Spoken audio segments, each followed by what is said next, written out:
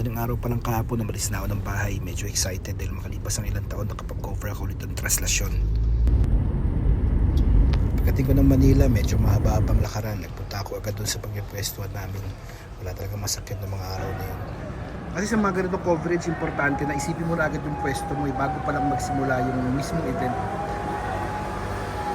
So ito yung magiging shot namin mamaya. So ina-expect namin punong-puno to ng tao. Tingnan natin kung yun ang mangyayari. Tatatlo pa lang kami dito sa pwesto. Nakita ko yung listahan kanina, mga 10 ata kami dito or 12. So habang maaga, nauna ka sa pwesto, tignan mo na yung pwede mong maging kuha. Yan. Yung metro mo. Pero mamaya-maya maliwanag na to kaya hindi na siguro mahirap. Isa pa parang nakalimutan ko, no? Sa ganitong coverage pala, dapat naghanda ka rin ng upuan mo. Kasi kung makikita mo, nakaayos naman yung pwesto ninyo bilang yung tao, so ibig sabihin hindi ito mapupuno, so merong pwesto yung upuan mo. Pero ito, nakapagdala ako nito. Isa to sa mga importanteng gadget, sabi nga nila pag sa mga ganitong coverage. Habang tumatagal, medyo parami yung mga tao at nakakuha rin tayo ng info galing dito sa MPD na 4:41 umusad na yung andas, pinakawalan ng andas 4:41. Ang estimate mga 6 AM to 6:30 nandito siya ngayon sa pwesto namin. Makalipas ang ilang sandali, nagdadatingan na rin yung mga deboto mula sa iba't ibang mga lugar sa Metro Manila at sa mga kalapit na probinsya. Yung mga iba nagsipag-upuan lang sa mga bangketa, tumatambay. At yan, dumating na yung mga pulis na kung saan sila magbabantay sa magkabilang side sa dadaanan ng andas.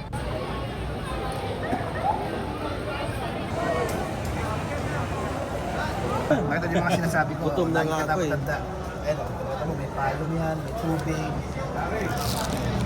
Tapos may pagkain pa yan. Dapat pa yung mahabang lente. Medyo padami na kami ng padami dito sa pwesto namin. Kanina kami pa ng dalawa. Parami-rami na rin ng mga tao. Habang maaga, tignan mo na kung ano yung pwede mong maging settings. Sinubit ka na, isilip ko na kung ano magandang frame. Para mamaya, pag mismong action na, alam mo na yung gagawin mo. Ito pala sinasabi ko kaninang upuan, yung ladder na ginagamit natin sa mga coverage. Maya-maya lang magbubukang liwayway na. Nagsisimula na rin kumapal yung mga tao. Nagsisimula na rin sila pumwesto, kanya-kanya na. Yung mga deboto, kanya-kanyang diskarte. Mayroon may dalang tubig. Importante yan.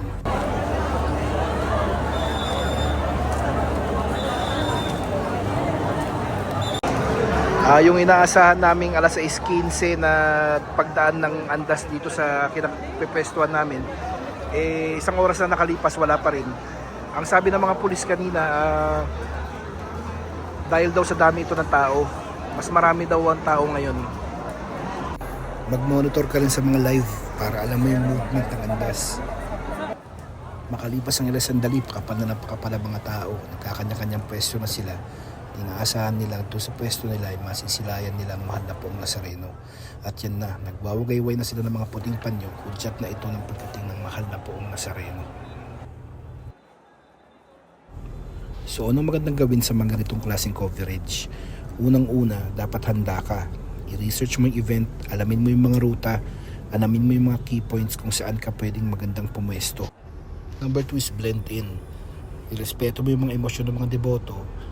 Avoid disrupting rituals and focus on candid and authentic moments. Siyempre, hindi mo dapat kalimutan yung mga key shots. Ano ba yung mga key shots? Nandito yung dapat makapture mo yung wide crowd scenes, emotional close-ups, symbolic elements tulad ng andas at yung mismong Nazarene image. At siyempre, yung motion-filled action shots.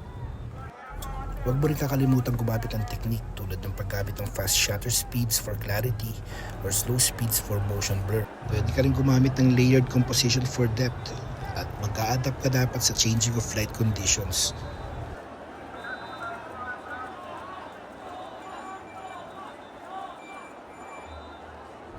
Isa sa mga importante is be safe and ethical. Stay alert in crowds. Respect the religious nature of the event and seek consent for intimate shots. Medyo napapansin namin gumigilid yung andas dahil naputol yung tali. Agad-agad akong lumipat ng pwesto, kinuha ko yung gamit ko, nagpunta ako dun sa side kung nasa ng andas. Pero pagpunta ko dun, medyo masikip at medyo puno na rin. Kaya medyo sumiksik-siksik lang ako ng konti. Dinilig lang ko yung magandang view kung okay ba yung kuha. Pagtingin ko medyo hindi siya maganda dahil may mga dahon galing doon sa puno. Tapos yan, makikita na ninyo kumuha na sila ng daanan para doon sa mga papalit, doon sa mga magsasampa or yung hahatak ng andas. Nung makalampas yung andas doon sa pinagpepwestuhan naming overpass, bumaba ako doon sa may kabilang side para makakuha naman ng side view. Ayun, maganda naman, may bakod, konti lang yung tao dahil wala nakakapasok na iba. Yung mga deboto na doon sa may kabilang side ng bakod. Tapos yan, makikita yung mga kuha ko na nagkakagulo talaga yung mga tao, mga gusto sumampa.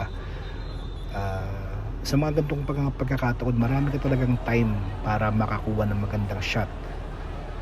Kailangan mo lang talaga buksan yung mata mo, tignan mo yung mga kakaibang pwedeng mangyari, mga kakaibang shots, yung mga emotions, nandiyan yung intensity, at minsan nagkakasakitan pa.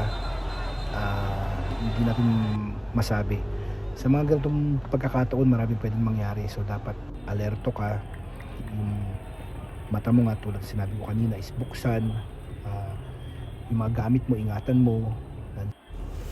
Marami pa rin naman ang mga mangilan-ngilan na mga humahalo sa mga deboto, pero wala naman ibang gustong gawin kundi ang manlamang sa kapwa. Yan, mula dito sa gilid na pwesto, talagang tuloy-tuloy lang yung pag-andar ng andas.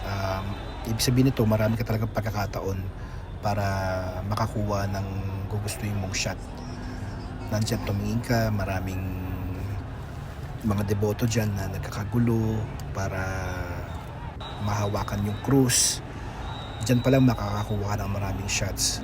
Kumuha ka ng wide, kumuha ka ng tight, yung naka-close up, tignan mo kung makukunan mo like yung emosyon nila. Kasi yung iba, pag dating dun sa cruise, talagang nagdadasal, talagang sinasabi nila yung mga kanilang mga kahilingan. Mapapansin mo yan sa mukha nila.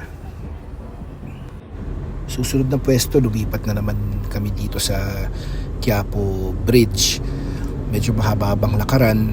Bridge nyo simula Ayala Boulevard hanggang Quiapo Bridge. Medyo mahaba, tapos may mga bit-bit pa kami. Siyempre nandiyan pa rin yung mga deboto, patuloy pa rin sila ng pagdating. Tapos yung mga nasa bahay na malapit doon sa dadaanan ng andas, makikita ninyo na kanya-kanya na silang pwesto para makakuha ng view ng pagdanong andas. Tapos yan, maya-maya na dumating yung andas. Kahit nasan siyang street, patuloy pa rin yung itsura, yung mga ginagawa ng mga deboto, isa lang. Gustong-gusto lang talaga nila makahawak para makapagdasal at makahiling ng kung ano man yung kanilang gustong mangyari sa kanilang mga buhay. Ito yung sample ng mga kuha ko nung araw na yon. Hindi ko na na-post lahat, pero kung gusto ninyong makita pa yung iba, hanapin nyo lang sa Facebook, Photos by Mark Malmores. Huwag nyo kakalimutan mag-follow, subscribe at